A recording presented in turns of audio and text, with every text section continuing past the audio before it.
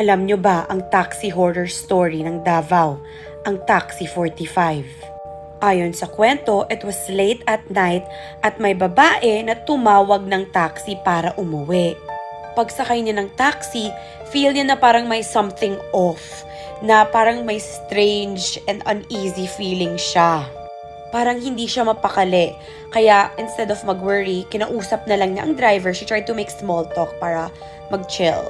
Pero hindi siya kinakausap ng driver. Parang there was something wrong with the driver. Hindi siya pinapansin.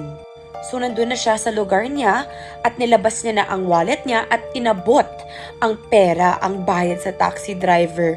Pero nagulat siya nung nakita niya yung taxi driver. Yung taxi driver ay deformed yung muka at duguan. Sa takot niya, agad siyang tumakbo at umalis ng taxi. Lumingon yung babae at nakita niya wala